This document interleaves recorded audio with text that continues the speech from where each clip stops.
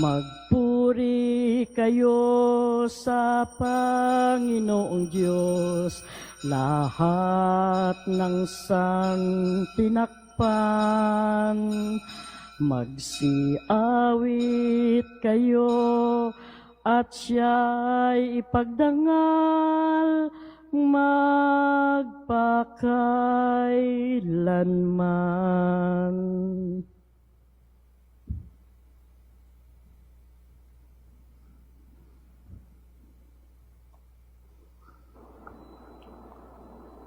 Sa ngalan ng Ama at ng Anak at ng Espiritu Santo. Amen. Ang pagpapala ng ating Panginoong Heso Kristo, ang pag-ibig ng Diyos Ama, at ang pakikipagkaisa ng Espiritu Santo, naway sumainyong lahat. At sumaiyo rin. Mga kapatid, aminin natin ang ating mga kasalanan upang tayo'y maging marapat gumanap sa banal na pagdiriwang.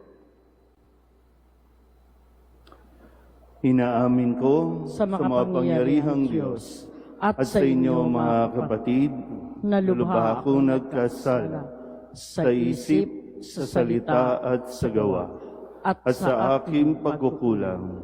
Kaya isinasamo ko sa mahal na Birheng Maria, sa lahat ng mga anghel at mga banal, at sa inyo mga kapatid na ako'y ipanalangin sa Panginoong ating Diyos. Kaawaan tayo ng makapangyarihang Diyos, patawarin tayo sa ating mga kasalanan, at patnubayan tayo sa buhay na walang hanggan. Amen. Panginoon, kaawaan mo kami. Panginoon, kaawaan mo kami. Kristo, kaawaan mo kami. Kristo, kaawaan mo kami. Panginoon, kaawaan mo kami. Panginoon, kaawaan mo kami. Manalangin tayo. Ama naming makapangyarihan, ang langit at lupa ay iyong pinamamahalaan.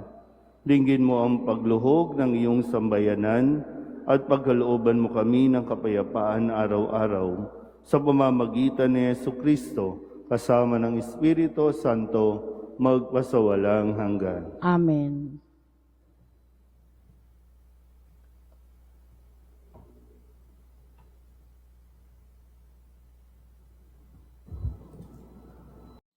Pagbasa mula sa unang aklat ni Samuel. Noong mga araw na yon, matapos mapatay ni David si Goliath, nagbalik na si Haring Saul at ang kanyang mga tauhan. Sa bawat bayang madaanan nila, sinasalubong sila ng mga kababaihan na umaawit at sumasayaw sa saliw ng mga pandareta at alpa. Ganito ang kanilang awit. Libo-libo ang pinatay ni Saul at kay David naman ay 10,000. Nagalit si Saul at sinaloob niya. Kung sinasabi nilang 10,000 ang pinatay ni David at ako'y libo-libo lang, kulang na lang ni siya ang kinalanin nilang hari. At mula noon, naging mainit na ang mata niya kay David. Minsan, nasabi ni Saul kay Jonathan at sa kanyang mga tauhan ang balak na pagpatay kay David. Mahal ni Jonathan si David, kaya sinabi niya rito ang balak ng kanyang ama. Ang sabi niya, binabalak ang patayin ng aking ama. Bukas ng umaga, magtago ka sa isang lugar. Yayain ko naman ang aking ama sa may pinagtataguan mo at kakausapin ko tungkol sa iyo. Pagkatapos naming mag-usap, sasabihin ko agad sa iyo ang anumang sasabihin niya. Kinausap nga ni Jonathan ng kanyang ama tungkol kay David. Ama, bakit ibig niyong patayin si David? Gayong wala namang ginagawang masama sa inyo. Hindi ba pinakikinabangan niyo siyang mabuti? Ipinain niya ang kanyang buhay nang harapin niya si Goliath. At niloob naman ng Panginoon na magtagumpay siya para sa Israel. Alam niyo ito at inyong pinagdiriwang. Bakit niyo siya papatayin? Gayong wala siyang kasalanan. Dahil dito, nagbago ang isip ni Saul at sinabi niya, Naririnig ng Panginoon, hindi ko na siya papatayin. Ang sagot na ito ng hari ay sinabi naman ni Jonathan kay David. Isinama pa siya ni Jonathan sa hari. At tulad ng dati, pinaglingkuran niya ito. Ang salita ng Diyos. Salamat sa Diyos. Ang itutugon po sa bawat saknong ng salmo, may tiwala ako sa Diyos, hindi ako matatakot. Atin pong ulitin. May tiwala ako sa Diyos, hindi ako matatakot. Maawa ka, Panginoon, ako'y iyong kahabagan. Lagi akong inuusig, nilulusob ng kaaway. Nilulusob nila ako, walang likat, maghapunan, o kay rami nila ngayong sa akin ay lumalaban. May tiwala ako sa Diyos, hindi ako matatakot. Ang taglay kong sulirani, nababatid mo ng lahat. Pati mga pagluha ko'y may talaan ka ng ingat. Kung sumapit ang sandaling, ako sa iyo ay humibik. Ang lahat ng kaaway ko ay tiyak na malulupig, pagkat aking nalalamang, Diyos ang nasa aking panig. May tiwala ako sa Diyos, hindi ako matatakot. May tiwala ako sa Diyos, pangako nila'y iingatan. Pupurihin ko ang poon sa pangakong binitiwan. Lubos akong umaasa't may tiwala ako sa Diyos. Kung tao ring katulad ko, hindi ako matatakot. May tiwala ako sa Diyos, hindi ako matatakot. Ang anumang pangako ko'y dadalhin ko sa iyo, O Diyos. Ang hain ng pasalamat ay sa iyo ihahandog. Pagkat ako ay iniligtas sa bingit ng kamatayan, iniligtas mo rin ako sa ganap na katalunan. Ako ngayon ay lalakad sa harapan mo, O Diyos. Nataglay ko ang liwanag na ikaw ang nagdulot. May tiwala ako sa Diyos, hindi ako matatakot. Alleluia, hallelujah, hallelujah. Si Kristo ay nagtagumpay, nalupig ang kamatayan, nagningning ang pagkabuhay. Alleluia, hallelujah, hallelujah. Sumainyo ang Panginoon. At sumainyo rin. Ang mabuting balita ayon kay San Marcos. Papuri sa iyo, Panginoon. Noong panahong yaon, umalis si Jesus at ang kaniyang mga alagad at nagpunta sa tabi ng lawa.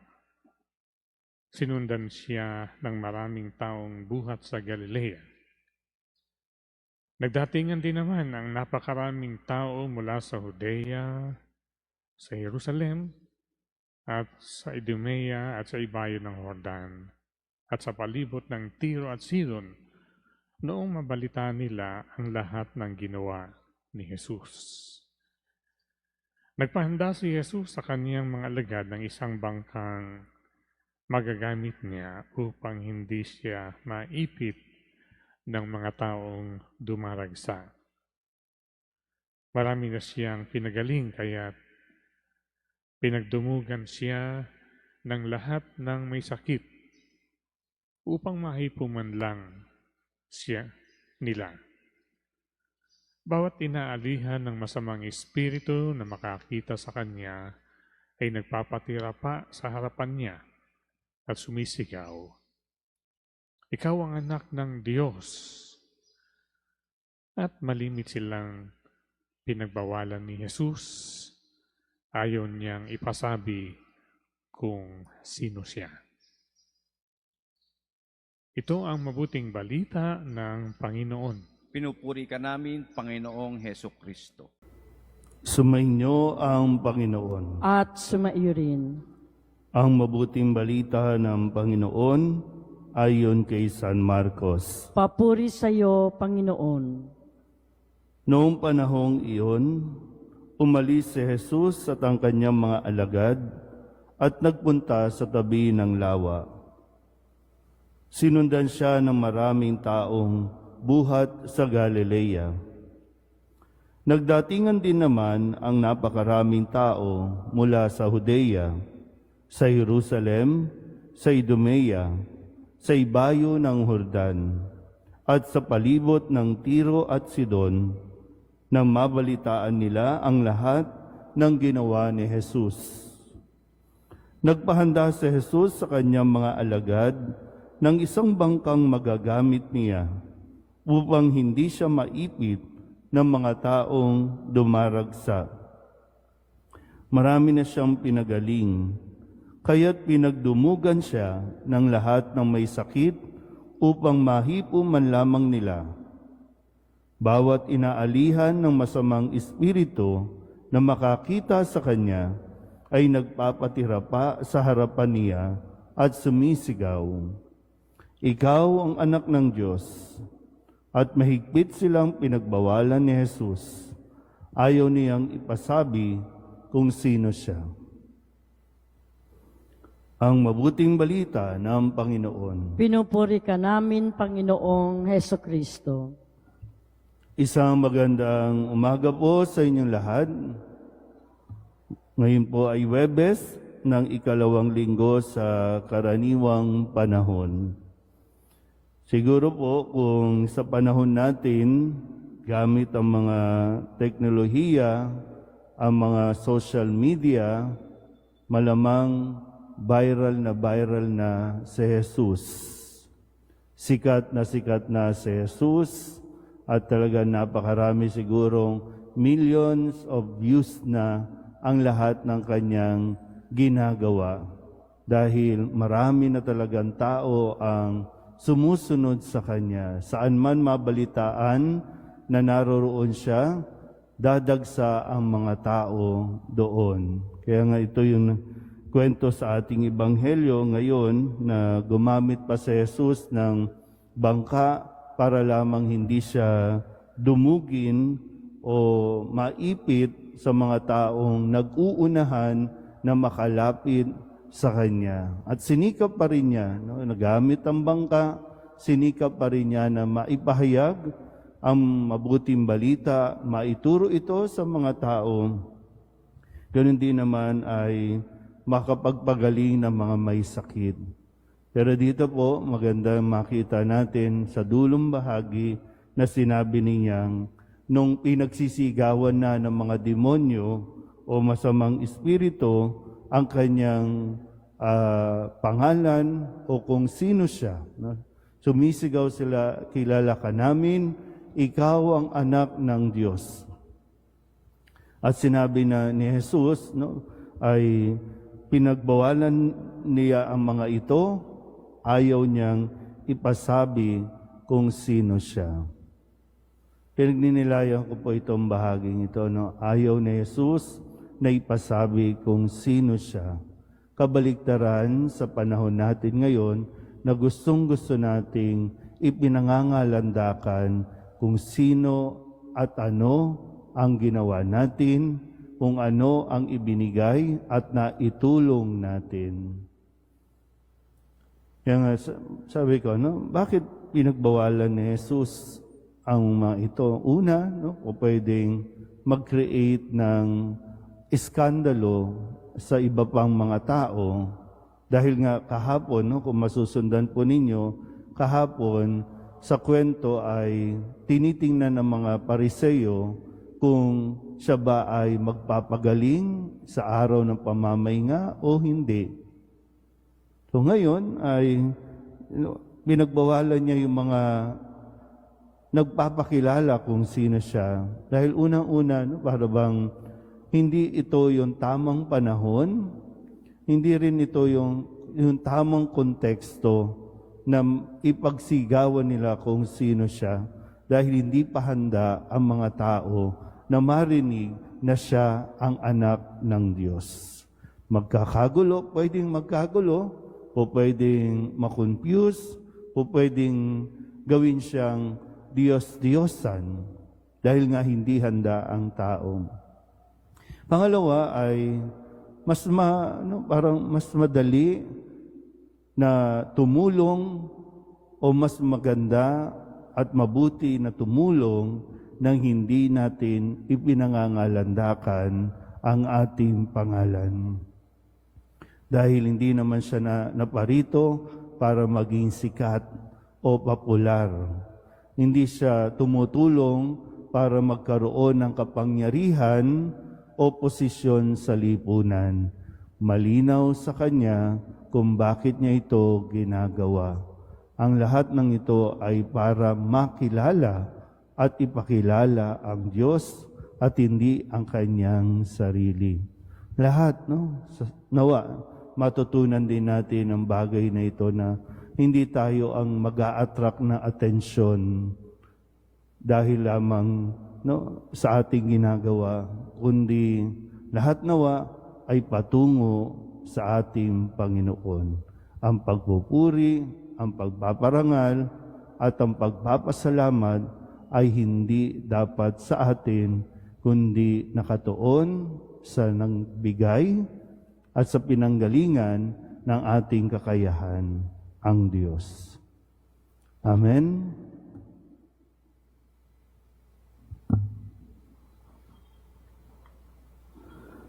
Ginadala ng Ama ang kanyang anak upang pagalingin tayo. Manalig tayo na ihilumin niya ang ating buong pagkatao, katawan at kaluluwa. Manalangin tayo sa kanya sa pamamagitan ng kanyang anak. Ang ating pong itutugon, Panginoon, dinggin mo ang aming panalangin. Panginoon, dinggin mo ang aming panalangin. Ang simbahan sa pamamagitan ng kanyang mga namumuno, naway may tapang na harapin at pasanin ang bigat at hamon ng palagiang pagbabago at pagbabalik loob. Manalangin tayo sa Panginoon. Panginoon, dinggin mo ang aming panalangin. Sa mga taong nangangailangan ng tulong, naway huwag nating isara ang ating puso, bagkus higit na maging aktibo tayong lahat na makibahagi sa gawain ni Kristo ng pagpapagaling at pagbabalik loob. Manalangin tayo sa Panginoon. Panginoon, dinggin mo ang aming panalangin. Ang mga nag-aalaga ng mga may sakit, naway huwag silang mapagod at higit pa nila silang bigyan ng personal na atensyon at paggalang. Manalangin tayo sa Panginoon. Panginoon, dinggin mo ang aming panalangin. Ang mga taong mayroong sakit na walang lunas at walang angkop na gamot, naway palakasin sila ng kanilang pananampalataya sa Diyos. Manalangin tayo sa Panginoon. Panginoon, dinggin mo ang aming panalangin. Sa mga pumanaw na, dalisayin nawa sila ng mapagpagaling na pag-ibig ng Panginoon. Manalangin tayo sa Panginoon. Panginoon, dinggin mo ang aming panalangin. Idulog din natin sa Panginoon ang ating mga personal na kahilingan at mga panalangin para sa ating mga pamilya, kasama din ang mga kahilingan ng mga nanonood sa online. Lahat ng mga misang pasasalamat, special na intensyon, agarang paggaling ng mga may sakit, tang lahat ng mga kaluluwa na inihiling na ipagdasal sa misang ito.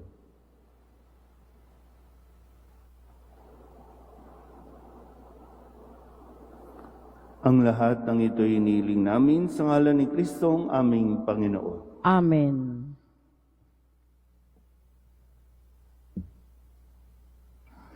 Kunin at tanggapin ang alay na ito, mga biyayang nagmula sa pagpapala mo. Tanda ng bawat puso pagkat inibig mo. Ngayoy nananalig, nagmamahal sa'yo.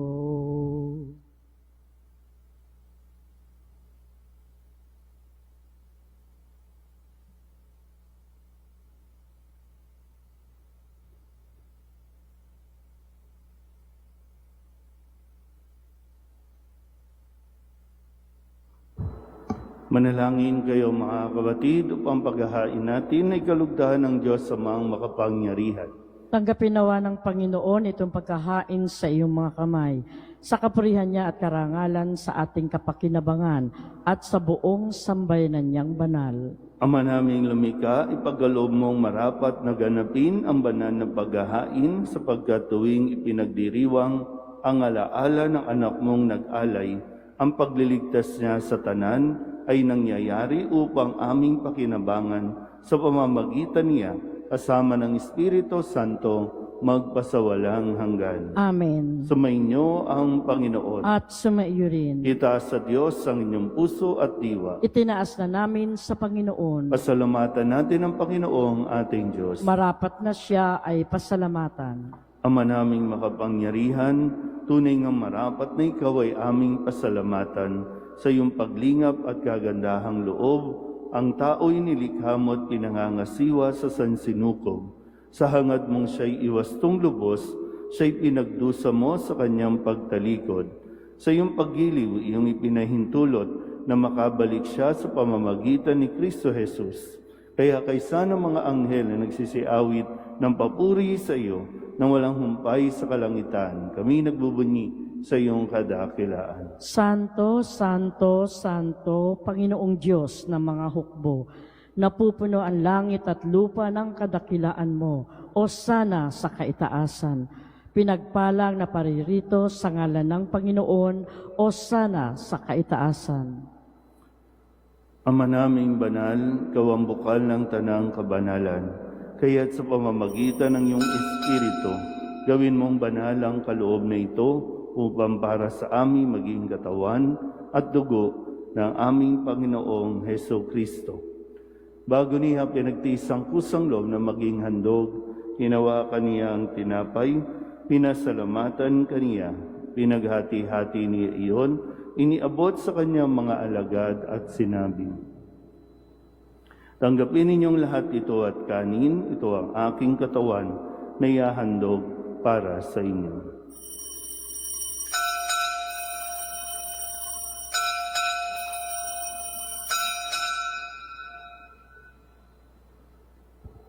Gayun din naman, nung matapos ang hapunan, hinawakan niya ang kalis, muli kaniyang pinasalamatan. Iniabot niya ang kalis sa kanyang mga alagad at sinabi, tanggapin ninyong lahat ito at inumin. Ito ang kalis ng aking dugo, ng bago at walang hanggang tipan. Ang aking dugo na ibubuhos para sa inyo at para sa lahat sa ikapagpapatawad ng mga kasalanan. Gawin ninyo ito sa pag-alaala sa akin.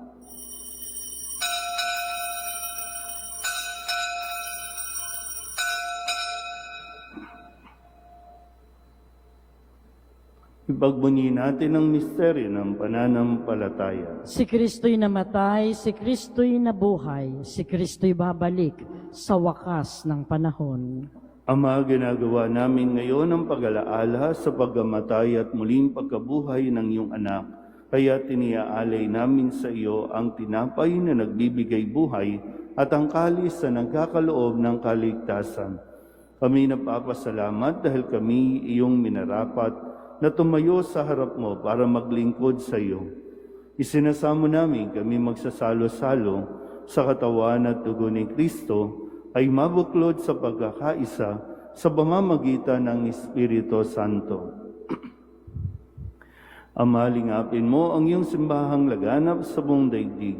Puspusin mo kami sa pag-ibig kay San Francisco na aming Papa at ni Jose na aming Obispo at ng Tanang Kaparian. Alalahanin mo si Delphine na tinawag mo mula sa daigdig na ito. Nung siya'y binyagan, siya'y nakaisa ni Kristo sa pagkamatay. Ngayong siya'y pumanaw, naway makaisa siya ni Kristo sa pagkabuhay. Alalahanin mo rin ang mga kapatid naming nahimlay nang may pag-asang sila'y muling mabubuhay. Gayon din ang lahat ng mga pumanaw. Kawaan mo sila at patuloyin sa iyong kaliwanagan. Kawaan mo at pagindapating kaming lahat na makasalo sa iyong buhay na walang wakas. Kaysa ng mahal na Birheng Maria na ina ng Diyos, ng kabiyak ng puso niyang si San Jose, kaysa ng mga apostol at ng lahat ng mga banal na namuhay dito sa daigdig ng kalugod-lugod sa iyo. May pagdiwang nawa namin ang pagpupuri sa ikararangal mo sa pamamagitan ng iyong anak na aming Panginoong Hesu Kristo. Sa pamamagitan ni Kristo, kasama niya at sa Kanya, ang lahat ng parangal at papuri ay sa iyo, Diyos amang makapangyarihan, kasama ng Espiritu Santo, magpasawalang hanggan. Amen. Sa tagubilin ng mga nakagagaling na utos at turo ni Jesus sa Panginoon natin at Diyos, ipahayag natin ang lakas loob. Ama namin, sumasalangit ka, sambahin ang ngalan mo. Mapasa amin ang kaharian mo, sundin ang loob mo dito sa lupa para nang sa langit. Bigyan mo kami ngayon ng aming kakanin sa araw-araw at patawarin mo kami sa aming mga sala para nang pagpapatawad namin sa nagkakasala sa amin. At huwag mo kaming ipahintulot sa tukso at iadya mo kami sa lahat ng masama. Inihiling namin kami iadya sa lahat ng masama, pagkalooban ng kapayapaan araw-araw, iligtas sa kasalanan at ilayo sa lahat ng kapahamakan, samantalang aming pinananabikan ang dakilang araw ng pagpapahayag ng tagapagligtas naming si Hesu Kristo. Sapagkat iyo ang kaharian at ang kapangyarihan at ang kapurihan magpakailanman. Amen. Panginoong Hesu Kristo, sinabi mo sa iyong mga apostol, kapayapaan ang iniiwan ko sa inyo, ang aking kapayapaan ang binibigay ko sa inyo. Tunghayan mo ang aming pananampalataya at huwag ang aming mga pagkakasala. Pagkalooban mo kami ng kapayapaan at pagkakaisa ayon sa iyong kalooban, kasama ng Espiritu Santo, magpasawalang hanggan. Amen. Ang kapayapaan ng Panginoon ay laging sumainyo. At sumaiyo rin. Magbigayan po tayo ng kapayapaan sa isa't isa. Kordero ng Diyos na nag-aalis ng mga kasalanan ng sanlibutan, maawa ka sa amin. Kordero ng Diyos na nag-aalis ng mga kasalanan ng sanlibutan, maawa ka sa amin. Kordero ng Diyos na nag-aalis ng mga kasalanan ng sanlibutan, ipagkaloob mo sa amin ang kapayapaan. Ito ang kordero ng Diyos. Ito ang nag-aalis ng kasalanan ng sanlibutan. Mapalad ang mga inaanyayahan sa kanyang piging. Panginoon, hindi ako karapat-dapat na magpatuloy sa iyo, ngunit sa isang salita mo lamang ay gagaling na ako.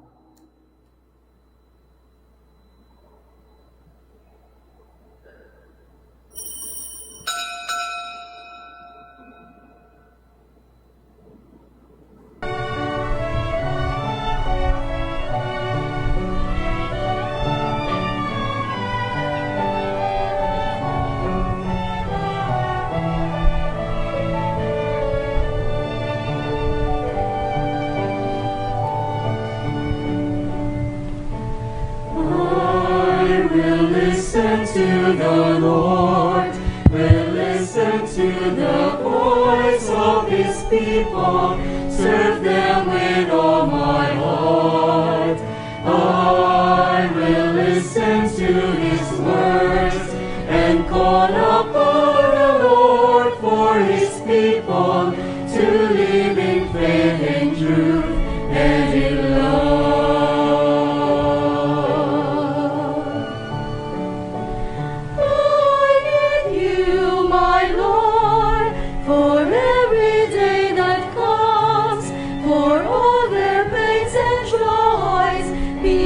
To understand, they may seek you, my Lord.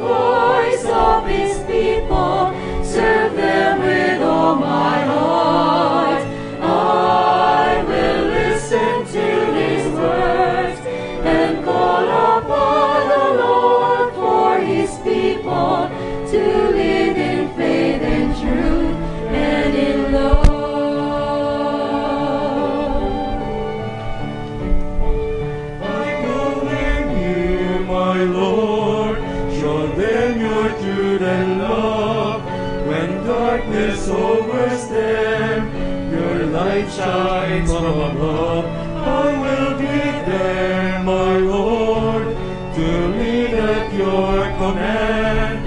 Together at one table, eat them the bread of love. I will listen to the Lord, will listen to the voice of his people, serve them with all my heart. I will listen to his words and call upon the Lord for his people to live in faith and truth and in love. There are those who seek the lost and suffering, bind their wounds and bring them to your care. Oh Lord, I know that you're with them, embracing once again. Your love is all I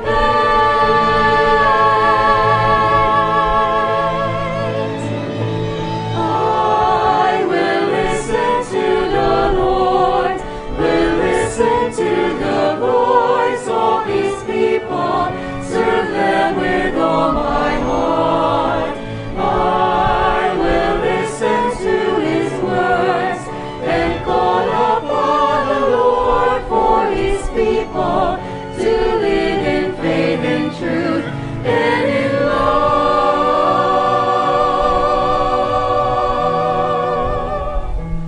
I will listen to the Lord and call upon the Lord for his people to live in faith and truth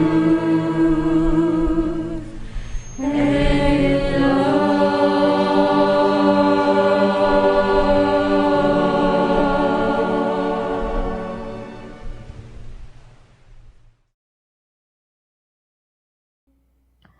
Magsitayo na po ang lahat.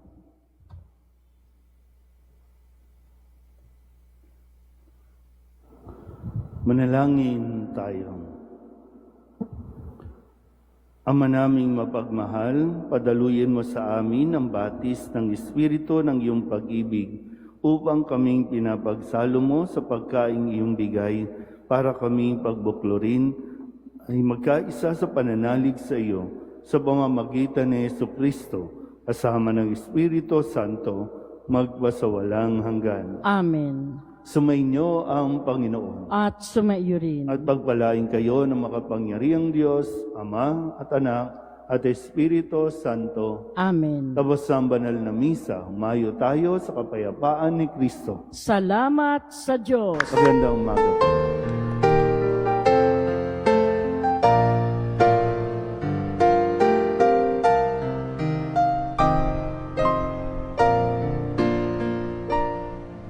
Nuestro Padre Jesús Nazareno, sinasamba ka namin, pinipintuho ka namin, aral mo ang aming buhay at kaligtasan. Nuestro Padre Jesús Nazareno, iligtas mo kami sa kamatayan. Ang krus mong pinamatayan ay sagisag ng aming kaligtasan. Nuestro Padre Jesus Nazareno, dinarangal ka namin.